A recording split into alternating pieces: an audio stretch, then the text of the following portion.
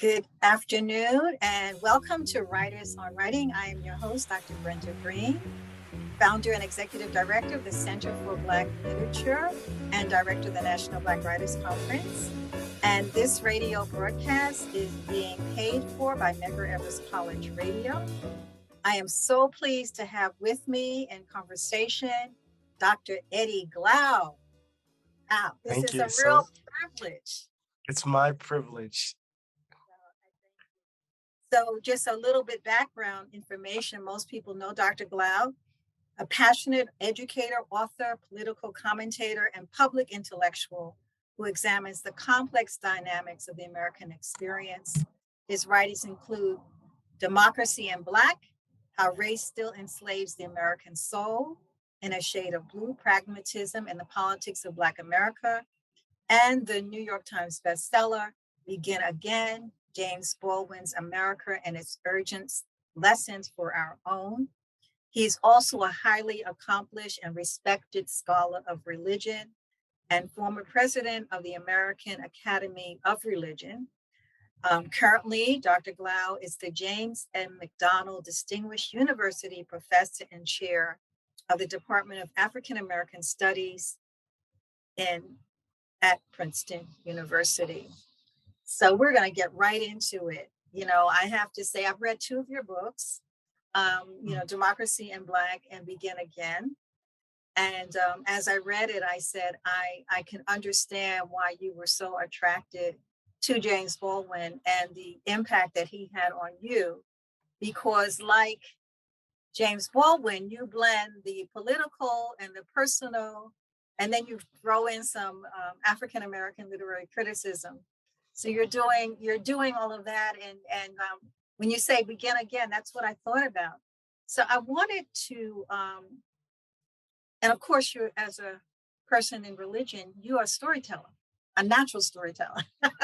Thank you. So I wanted you to talk about for our audience, some concepts, because this radio show is broadcast to the general public, and just some of the big concepts in your book, beginning with the big lie, and what is that? What is that, and how has it impacted our democracy? Well, first of all, it's such a delight to be with you and to have an opportunity to talk with the community for this show and the like. So the big lie, this is this story Americans tell themselves that we are the shining city on the hill, that we are an example of democracy achieved. And that story is in so many ways aimed at protecting our so-called innocence. It's a kind of willful ignorance designed um, to hold at bay any responsibility for for the consequences of our national action. Baldwin put it this way in an essay entitled "White Problem," um, and and and I'm paraphrasing here, but it's in effect, you know, the people who, decided to populate this country, um, who decided to form a democracy, as it were, had to come to terms with the fact that they were holding slaves. And the way they came to terms with how they were holding slaves is that they said these were not men and women, that we were less than human beings. Because if we were less than human beings, Baldwin says, then no crime would have been committed. And then here's the line that I quote verbatim: that is the basis of our present problems, right? That lie is the basis of our present trouble.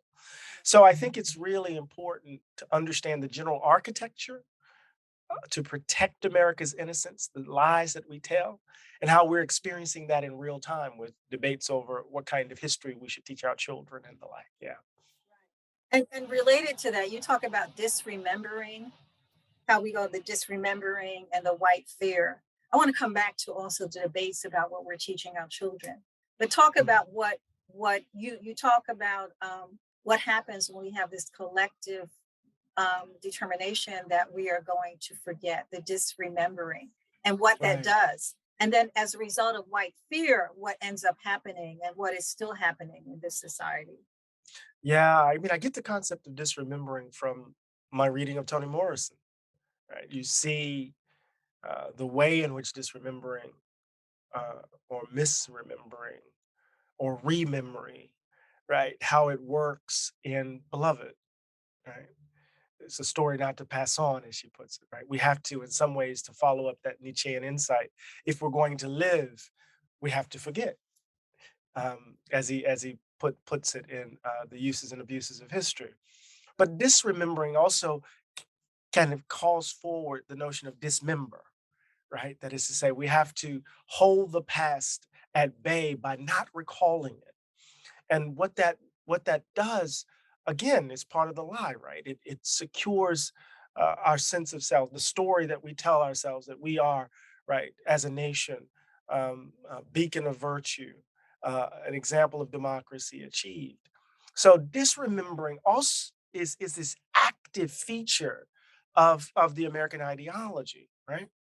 Because I think what we choose to leave out of our stories oftentimes reveal the limits of our conceptions of justice. Who we leave out, what we leave out, actually shows us what falls within the sphere of our moral concern. And so disremembering is a moral act in interesting sorts of ways, right? Now, white fear is in some ways to be exposed to the reality of the illusions that have generated so much chaos and evil over the course of the modern world, you know, of the history of the modern world. So they all converge together, and then you have your concept of the after times. We're in the after Mhm, times. mhm. Want to I get, elaborate on that? yeah, I get that from Walt Whitman's Democratic Vistas, right? What does it mean to think in a moment when a world has collapsed and another world is trying to come into being? So Whitman is writing in the aftermath of the carnage of the Civil War and the collapse of Reconstruction and the emergence of the Gilded Age. What does it mean to be in a moment? Houston Baker might refer to it as, being in the crossroads. It's ways he's thinking about the blues metaphor with Robert Johnson, right? What does it mean to be tempted by the devil in the moment in which one has to figure out who one will be? So the after times is the moment as right as one way of living, one way of thinking, one way of seeing and perceiving is collapsing, and another way hasn't quite come into existence yet, hasn't And you quite come just into being. right, right. You discuss how Baldwin reached that after times, and then because of his disillusion over what had happened in the civil rights movement and the killing of Malcolm, Medgar, and Martin, Mhm. and as a result, that was a turning point for him. Yeah, I mean, I say, I got it from Michael Thelwell that the nature of Baldwin's we changed, right? And I think of it as consolidate, that we shifts fundamentally, where he's not just talking to white people and all of us, but to black folk when Martin is assassinated. But one could see it even when Medgar is assassinated, right? You could see it in Blues for Mr. Charlie if you read it closely. Um, but this sense that Baldwin lived long enough to see the promise, to witness the promise of the March on Washington, to witness the promise of the Black freedom struggle at its height, and then to see the country turn its back on us, to witness his friends murdered, to see the ascendance of Ronald Reagan, right, who he knew as the governor of California. And this man is going to make America great again? Really? And so Baldwin was trying to, that's why I love No Name in the Street, because it's a book written in 1972 that sees what's on the horizon. It's this prophetic text that is written in the moment of the collapse of the movement and in the face of a white retrenchment. Yeah. And so we move back, we move to 2021, since when your book came out, and then you say begin again. Yeah.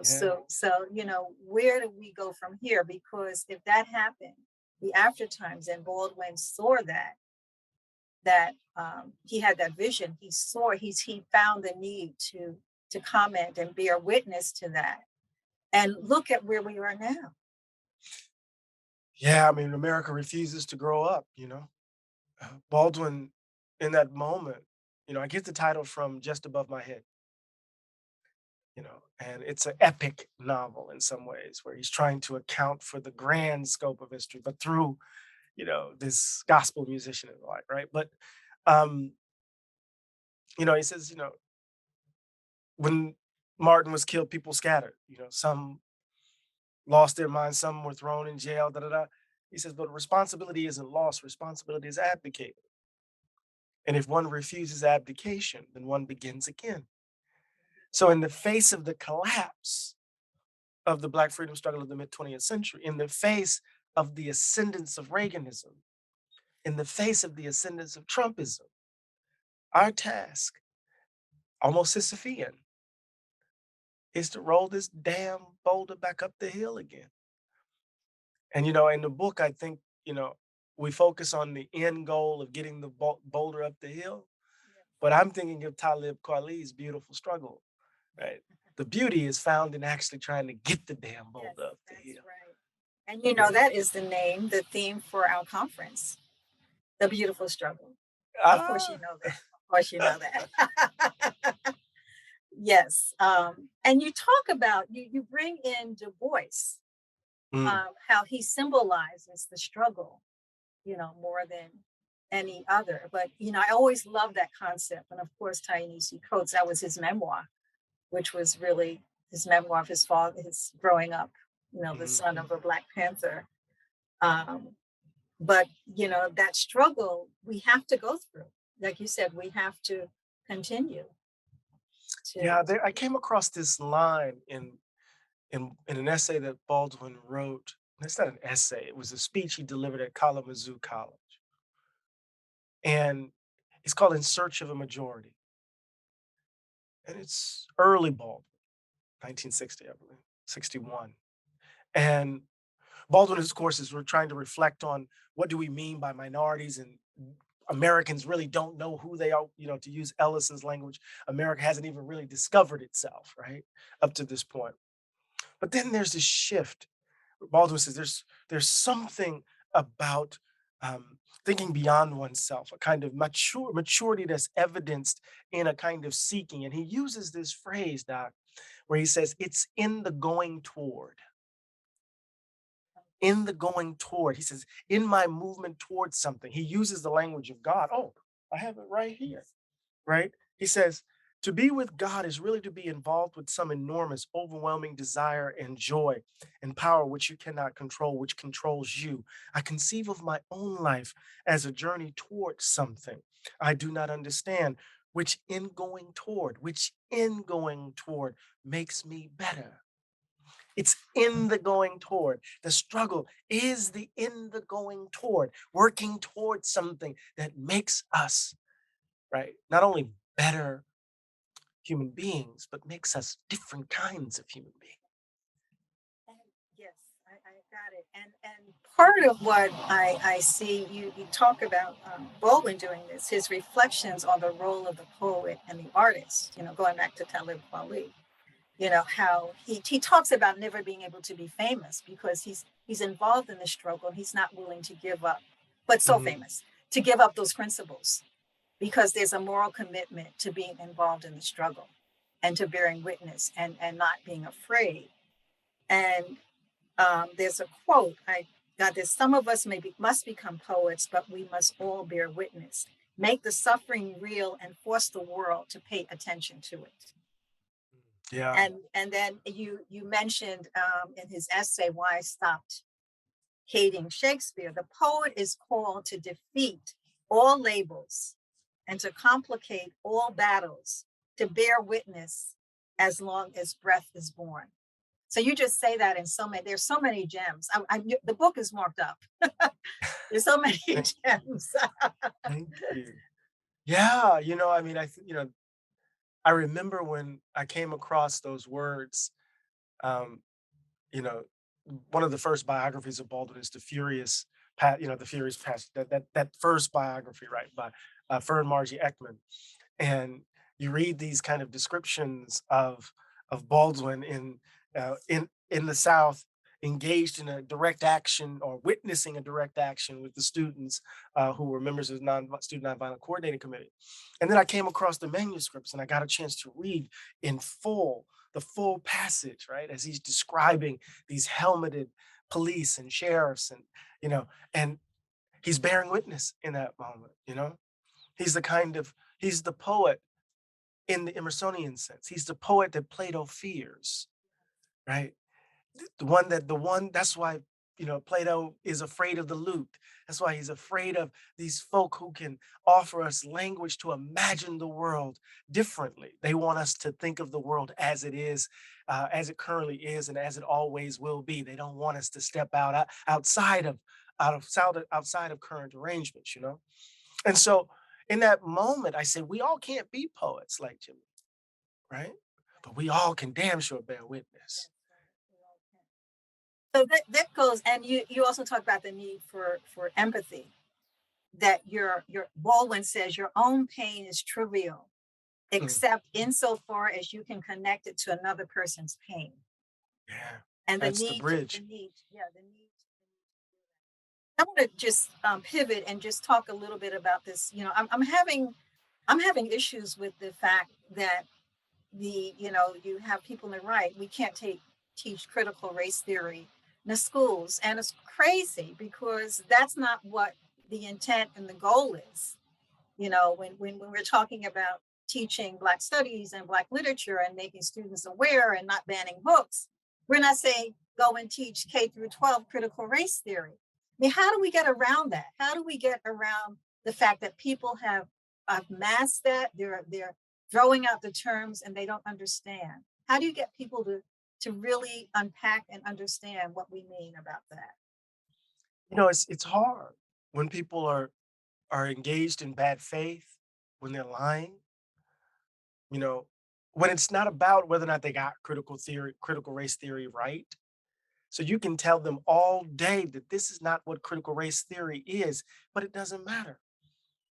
And it's almost, to paraphrase Mark Twain, right? History doesn't repeat, but it damn sure rhymes. Right. And so this is old. You could see in 1920s, right, literature around the Klan and what should be taught.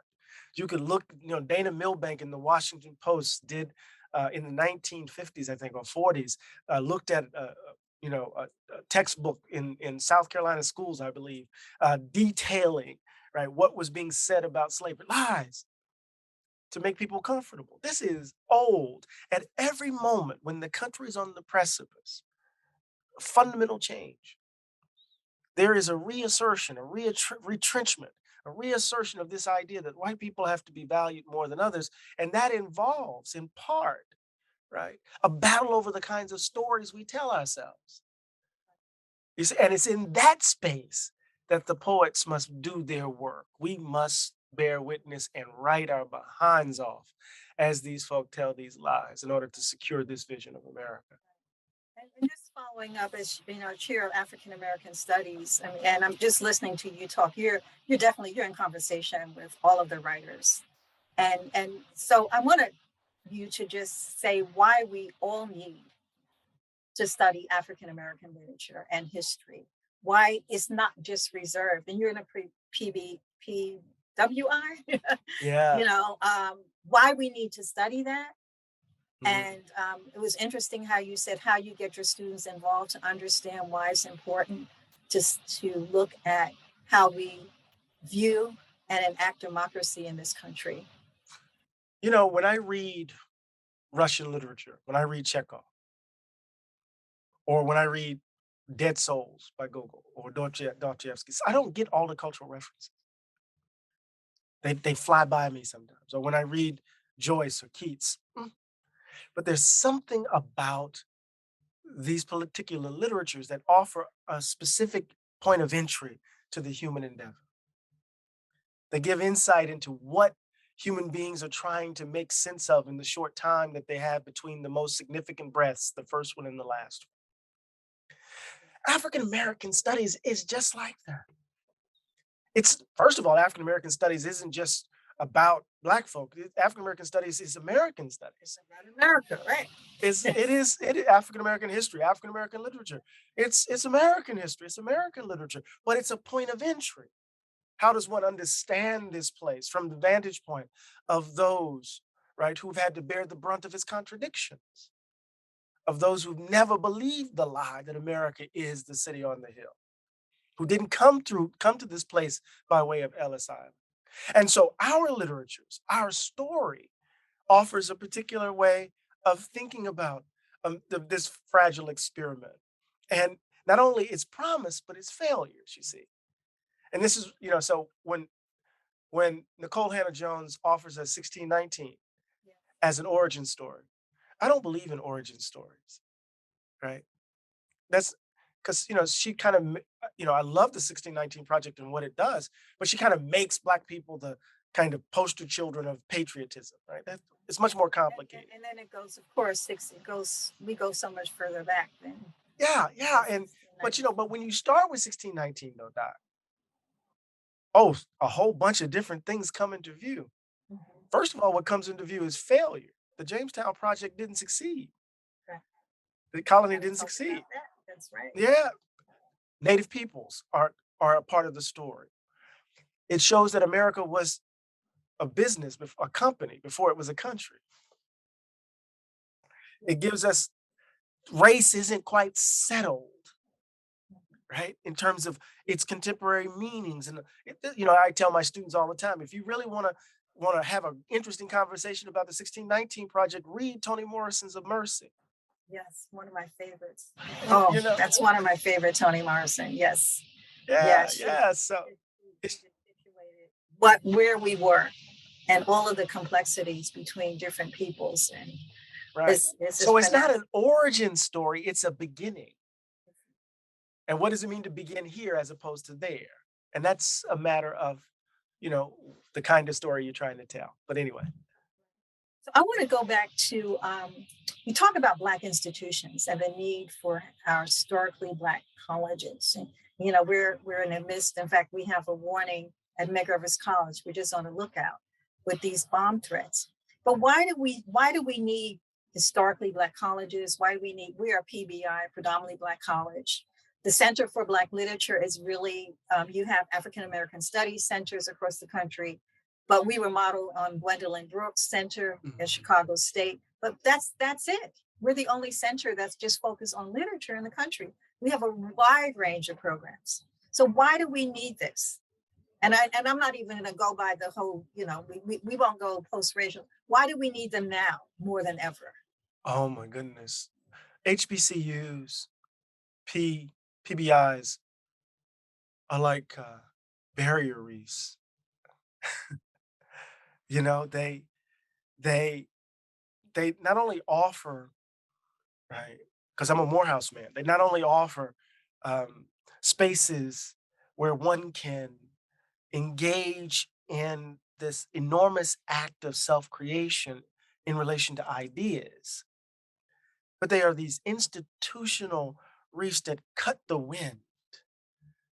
The headwinds of the storm are always coming at us, right? I remember being at Morehouse and there were class issues while I was there because I was a country boy from Mississippi. I didn't have any money in Atlanta, but the question of whether or not I should be there never came to mind. There was an affirmation of not only of who I am, but an expectation of what I could be. Now, did And you in a, have that growing up in the public schools? Were you in predominantly Black institutions I, pre-college? I grew up in a small town on the coast of Mississippi. It was the black labor force for the white town, predominantly white town, right next to us. So my name of my hometown is called Moss Point, Yes. and it's right next to Pascagoula, the place where Trent Lott's from. My school was majority black, but I was in white. I was a one of two or three in an all white classes for most of my uh, uh, primary school education, and I had some wonderful black teachers who affirmed me. But it was only when I got to Morehouse, to be honest with you, where uh, what was put inside of me by my parents, and I guess the kind of cultural air of growing up in Black Mississippi, right, was fortified and amplified. You know, So the answer to your why do we need these institutions? Well, Yes. we need them in the context of a society that is still predicated upon white supremacy, that values certain bodies because of the color of their skin and devalues others. So in that sense, they provide spaces for not only the acquisition of knowledge about our traditions, but spaces for us to self-actualize without having to deal with the nonsense of the white gaze that's constantly calling us into question. And so when you come out and you're at a place like Princeton, that becomes even more valuable to have had that experience. Right. I'm a Morehouse man. And what that means, some people say you can always tell a Morehouse man, but you can't tell him much. But, and that might be true, but I think Morehouse taught me this, that wherever I am, I'm supposed to be. So, as we come to a close, the theme of our conference is Black, the beautiful struggle, Black writers lighting the way. So tell us about what your struggle has been and why you decided to really come to this very close relationship with James Baldwin. I read your notes and the bibliography. I can't imagine that you did that in a so short of time. Yeah, I know it's you've been great. reading him a long time, but still to bring it Yeah. all together. So what has been your struggle? How can you reflect on the whole concept of the beautiful struggle, writers, Yeah. Black writers lighting the way, and your own personal struggle? Well, my own personal struggle has everything to do with, coming to terms with the fact that I'm this vulnerable little boy with daddy issues, you know, trying to prove to myself that the man who scared me to death did not make me a coward. I'm not, because Baldwin said he woke up scared every day. I know that feeling. So that's the personal. And the personal is always a kind of bridge to not only to others, but also to the state of the country. I feel called, a vocation. And I'm just now beginning to understand, and this book helped me understand it better than all of the other books I've written, that I'm not just a scholar, that I'm a writer, that I was able to take risks on the page that I haven't done, that I've never done before. And those risks involve coming to terms with the fact that I am a vulnerable little boy. And the recognition of the fact that I am a vulnerable little boy also positioned me to say something truthful to the country. Because Baldwin is very clear. The unexamined life is not worth living. And until you deal with the messiness of yourself, you can't deal with the messiness of the world. Well, that is a beautiful way to close. I know that you are moving very quickly, and so I want to thank you. I want to encourage our listening audience to Begin Again. It's a fascinating book, and I just hear your voice, and I said you're also a very good storyteller. You had to really go in order to get that story out. What you said about writing is so true. That writing really helps you to find out who you are, but you have to be honest. And of course, Democracy in Black, I think, kind of laid the ground for Begin Again. So, Indeed. so thank you. Do you have a message for any other message you have for our listening audience? No, just dare to be dare to take the risk. I'd say to people all over the country, the world conspires to make us small. The world conspires to quiet our voices.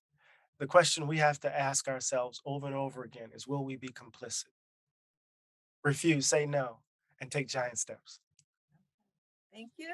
You've been listening to Writers on Writing with Dr. Brenda Greene in conversation with Dr. Eddie Glaude. And this radio show has been paid for by Medgar Evers College. Remember, the writer is always reading, the reader is always writing. Keep reading and writing and empower yourselves as readers.